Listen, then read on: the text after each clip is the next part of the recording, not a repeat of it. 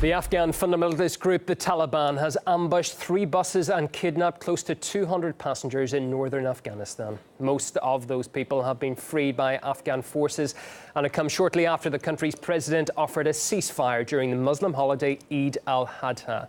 For more details, we have correspondent Daniel Hawkins on the programme. Daniel, this sounds like a firm rejection to the ceasefire from the Taliban.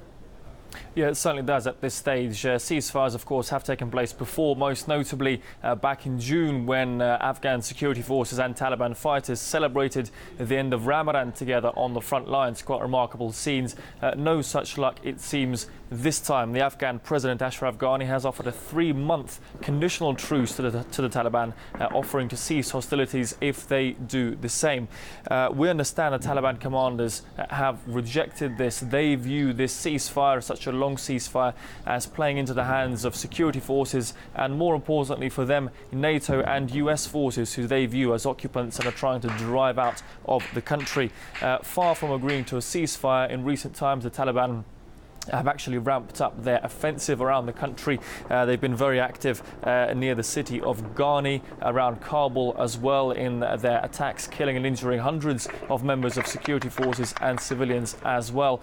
Actions, of course, speak louder than words. As you mentioned there, just today they have kidnapped over 200, close to 300, according to some sources, people on some buses heading to the capital Kabul in Kunduz province. Their locations currently still being looked into, many of those people, as the Taliban identify members of security forces from those people. Nevertheless, they have agreed to a limited lull in fighting and some prisoner exchanges. That's unlikely, though, to reduce the scale of fighting as the Taliban push to get the NATO and US forces out of the country. The Russian Foreign Ministry has said the situation is regrettable, it's lamentable, and both sides need to be brought to the negotiating table to ensure there is some sort of dialogue and progress forward.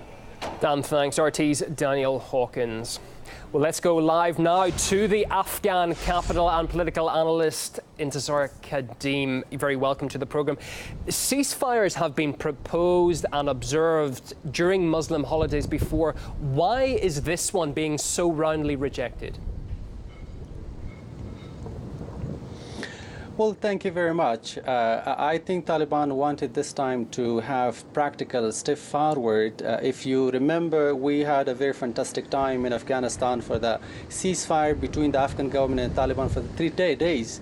But this time, Taliban has already gained their strategic objectives in the first ceasefire. For example, they wanted to demonstrate the confidence over their fighters. And you just saw the Minister of Interior just took a selfie with a very foot soldier of Taliban and then tweeted back on the Twitter. So it shows that Taliban still had a very high self-confidence.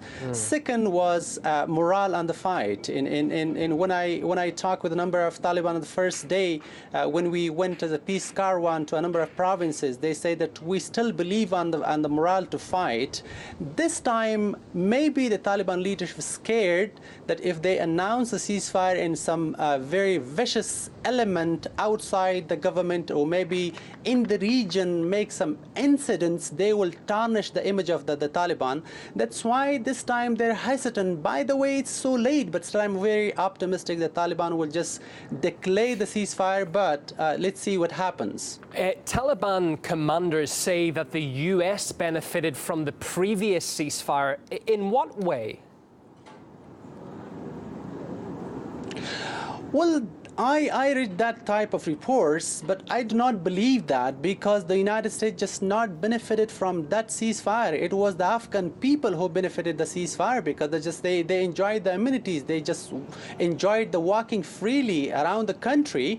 And at the same time, it's not a war only contingent on the US policies. It's a war between the Afghan government and the Taliban. That's why we should not be giving the incentive to the American or maybe the American soldiers in Afghanistan. So let's say it has been a ceasefire. It's benefited the Afghan people. The Afghan people has been very thankful, and it has been a very small step, but a good step toward a negotiation and long-term settlement in Afghanistan. Live from Kabul this hour, Intizar Kadim, political analyst. Thank you.